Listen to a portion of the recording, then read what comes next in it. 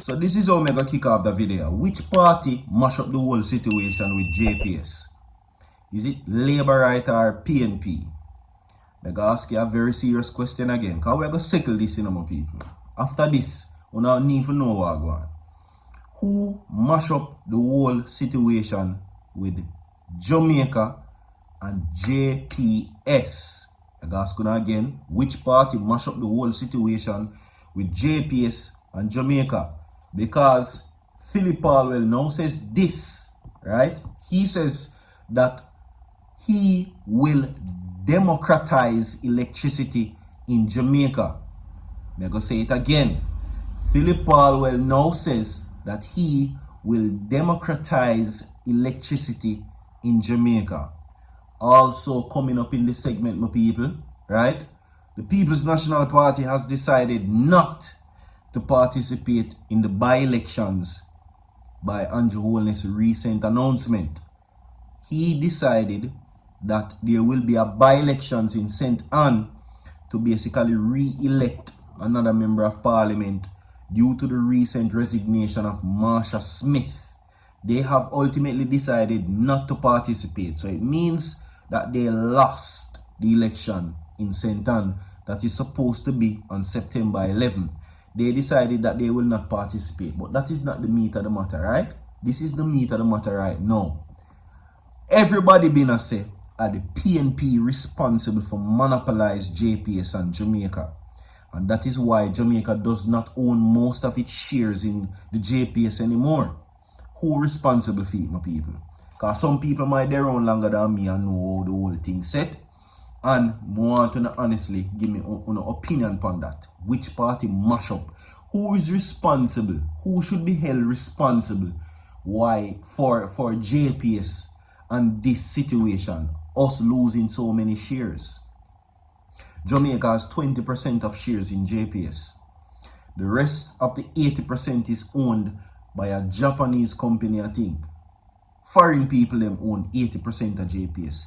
So there's nothing really Jamaica can do as it relates to how JPS operates and the regulations.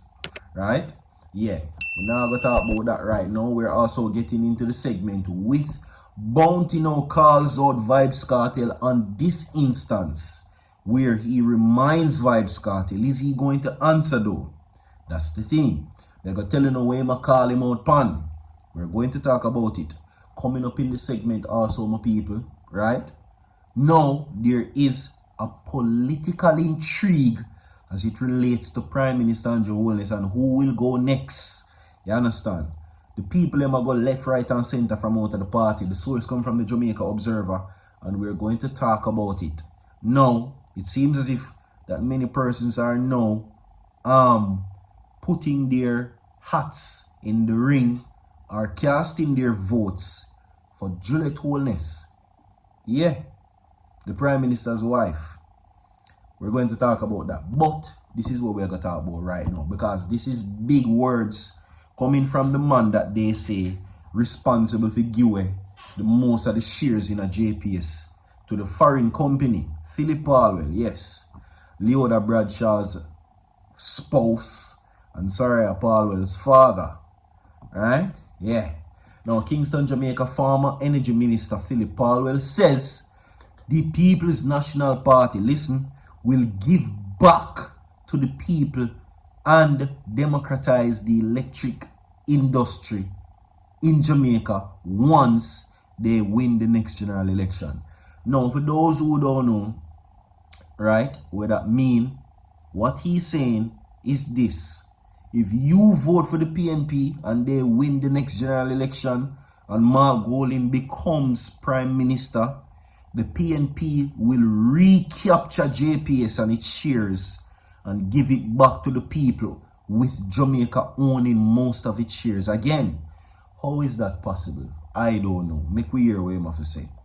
He was speaking at the St. Andrew Central Constituency Conference Sunday.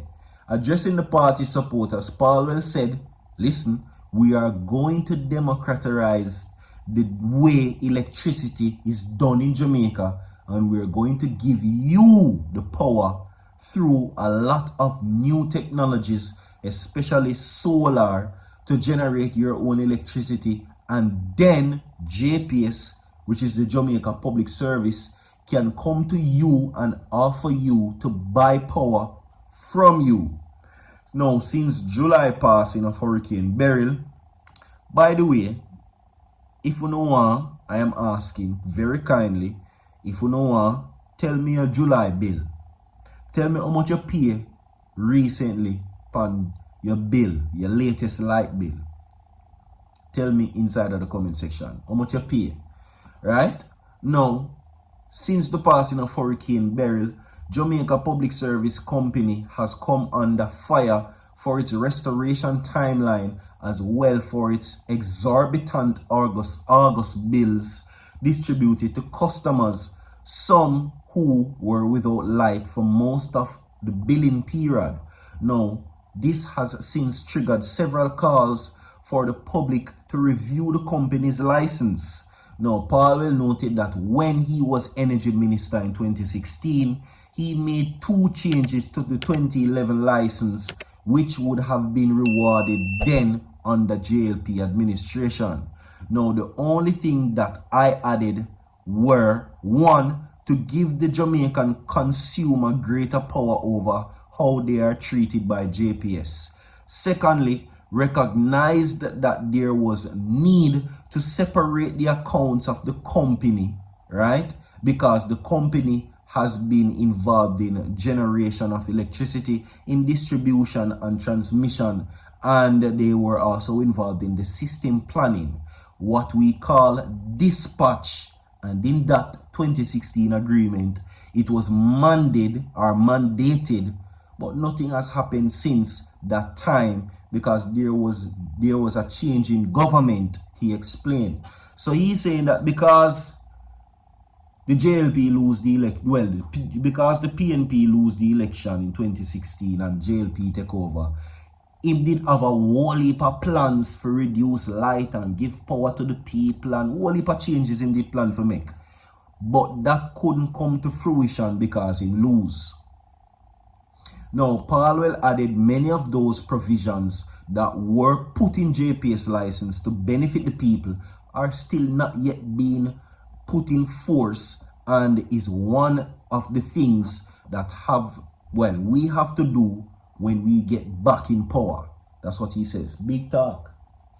Some people make this a promise. Phillip Paulwell is promising you that if you make the PNP win the general election, they are going to give back JPS to the people. That they will give you so much resources to generate your own electricity that JPS will come to you. Can it happen? And again, the question is, which party responsible for mash up JPS and Jamaica? Simple question. PNP or JLP? PNP say none of them. Them put whole heap of things in the license for JPS to benefit the people, which they must say labor right now do nothing about. Anyway, this is what is happening now with Vybz Kartel. Bounty Killer reminds Vybz Kartel of what he did in 24 years ago. Cartel responds. Now, it was the year 2000 that Bounty shared a shining light on Cartel's music career, calling him up on stage several times, introducing to a broader audience. Vybz Kartel come up cause Vybz Kartel is the next artist me a bring on the scene. You know say me is a man, me always a take lot to stardom.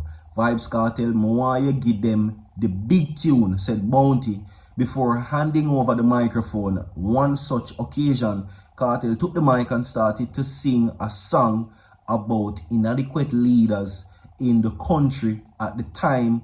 On the other hand, he bigged up several known dons, allegedly. Me don't know nothing about that.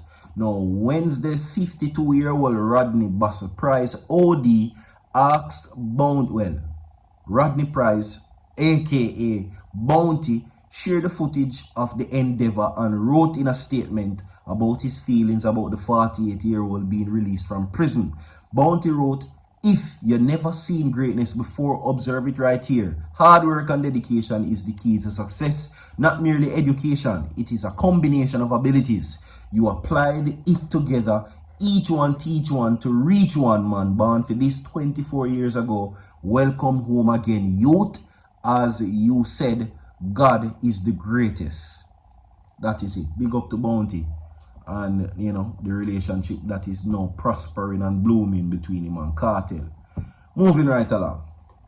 Marsha Smith's son resignation sparked fresh speculations about the PM's next move as Nigel Clark clears his desk, is the headline. The source comes from The Observer.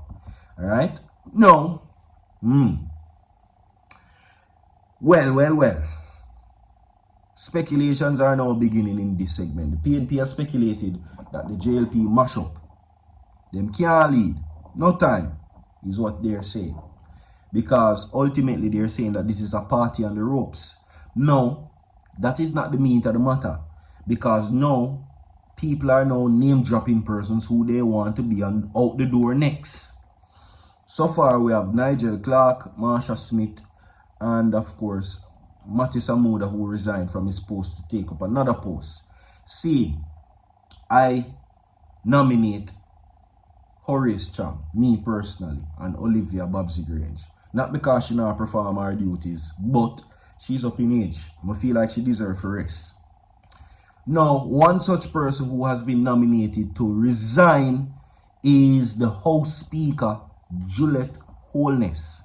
Right? Remember this whole spill between she and the secretary? She still hasn't apologized. Now, they're saying that on serving an estate minister in the Ministry of Education and Youth, that post is supposed to be Favour Williams. That's what I'm hearing it. Who is going to? Right? However, it could be that the PM wants to bring someone from the other side to finance. But with Mattis Amuda, that clear succession to Smith in the Central constituency, Dwayne Smith announced as the succession to Nigel Clark, the only vacancy with the selected finance minister, right? Yeah, now according to what is being said, anyone who is not performing is on their way out. Persons are now throwing in the hat for Juliet Holness, who is the Speaker of the House. One such person who has been lobbying for this cause is the PNP. They are saying that this is a conflict of interest. Prime Minister's wife, in their opinion, cannot be the head of parliament while she being the spouse of the head of government. Do you agree? Yes or no? Like and share the video. This is where we come to a close. I'm out.